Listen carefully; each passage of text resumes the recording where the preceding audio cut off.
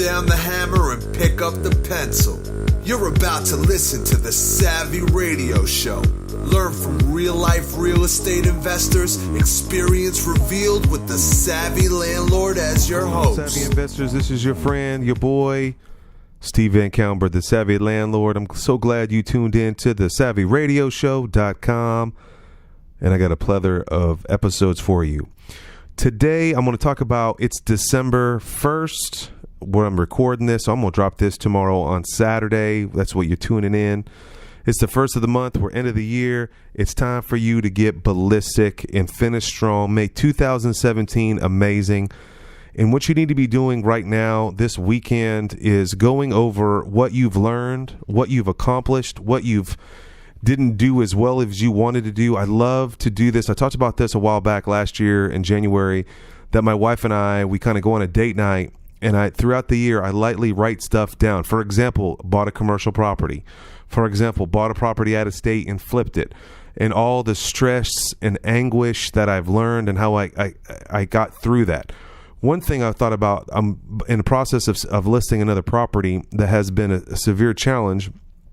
And I realized after 12 months how far I've gone. I feel like I've gained 10 years of wisdom in a 12-month situation. So what I'm trying to say is I went back and analyzed, I can't believe I bought this deal. I'm getting a little diarrhea. I got to rent this deal out.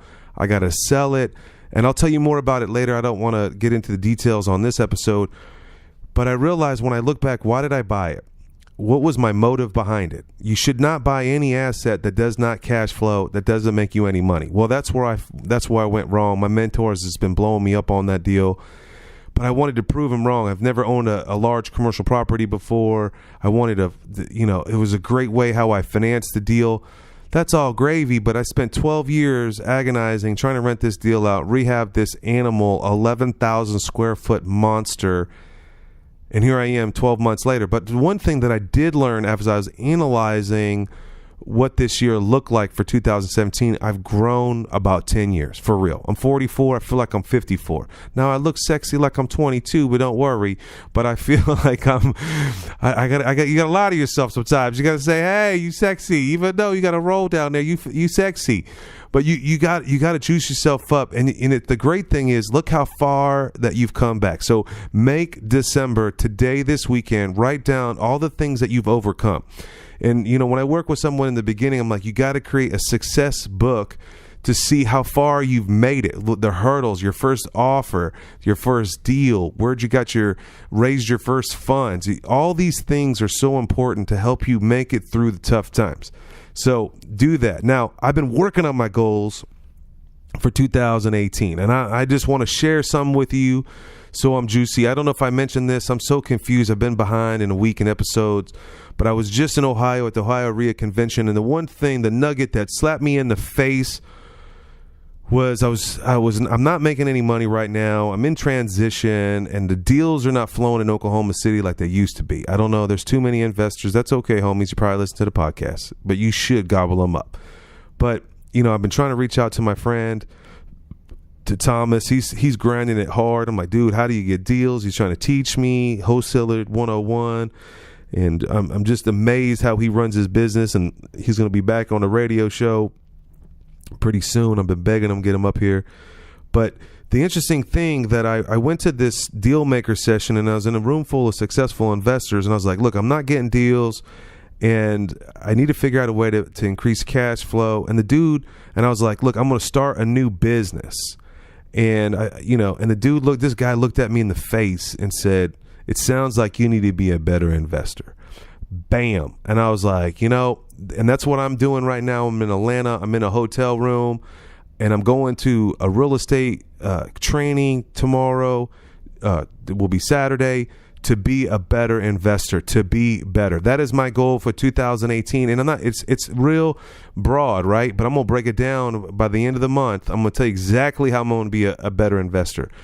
And I was talking to another homie in Springfield, and I was like, man, every year I have a word of the year. Last year was the finisher. The year before that was stabilize. My word for 2018 is agile. Thank you, Keith, for giving me that word, but agile, nimble. I don't want to be bloated anymore. I don't want to be, I'm somebody, oh, he's cool. He's got a 3-story office building and he's broke, not making no money. I want to be able to get in my laptop and be on a job site. I know I'm blue collar. I know. But, if I'm in the middle of Panera, I can print stuff out through my phone. I did that on my way here to Atlanta. I had to print out something, and I was somewhere else, and it printed at my crib. It was just incredible pushing myself with technology. And I realized to be a better investor, I have to use the tools around me to be better. If I don't know how to do it, like I'm going to figure it out. I'm up here on an Android laptop, hybrid. I'm going to figure out how to get this podcast on the radio tomorrow. I got to push myself. You should do the same. Now, my goal is to stay focused. Now, I'm going to give you an analogy that I learned the other day, like Texas Hold'em. I don't know if you've ever played Texas Hold'em, but sometimes you got to flop deals and sometimes you got to go all in. Someone needs to hear that out there. And I was like, how can you, I'm not even a Texas Hold'em guy. Like, someone had to teach me the game not too long ago, and I think it's funny how people, negotiate just like Texas Hold'em. You don't know if they're bluffing, just like a seller, just like a buyer. And, I was thinking the other day, I was trying to coach this dude, and I was like, man, sometimes you just have to walk away from deals. You don't have to gobble them all up, and deals are going to be coming around. And the success of Texas Hold'em, and I have no experience in this, never played live, never paid for money. I mean, maybe some money with my boys, but I've noticed that you got to be patient and wait for the opportunity. Anyway, so here's some quick of my goals. They're just broad strokes. I'm still rolling. Hopefully this would get you juicy. Hopefully you get off the effing couch right now, or in your car, you pull over, you grab a pen, put down the pencil, pick up the pen or the hammer, whatever. I'm going to run a full marathon. Yep. Oh, I said it loud and clear, 26.2 miles. Last year, I tried to put that on Facebook. I'm like, I'm going to run a full marathon, or I would say something about a marathon, and I put 26.1, and someone had to correct me. Whoever corrected me, appreciate the 0.1. But now it's 26.2, mother effer, because I did I did the 13.1, and I got my little dyslexic, but that's okay. I'm going to buy an apartment building. I'm going to call it out right here, 2018. I'm going to die without buying an apartment building. Number 3, I'm going to give large to my church. I'm going to say it right now live, $100,000. I don't know where it's going to come from. It may be a sale of an acquisition, but I'm going to give Big Jesus 100 G's to build a building. I want to buy 20 units, but the other day someone slapped me and said, focus on what you need to be focused on. If I'm buying single family homes, how am I going to be focusing on an apartment building? Another thing that I want to do is possible. I want to influence 10 people. Maybe Thomas Morgan be one of my homies. Maybe it'll be you listening to this deal. But I want to influence 10 people this year in an intimate way. Meaning like it's not so much, I may be your coach, I may not be your coach, but I want to make an impact in 10 people's lives. I want $500,000 in cash in the bank. I don't know how I'm going to do it, but that's just a goal. You got to be big. You got to be audacious. I want to learn, and I want to borrow $250,000 to $1 million in private money. I want to be able to prospect and have $1 million accessible to me in private money. I want to do a boot camp with my boy Bob Dressman up in Ohio. He doesn't listen to the podcast. He doesn't even know that, but I'm going to call it out. I hooked up with my boy out there at the Ohio RIA. This guy is a genius. He's IRA master.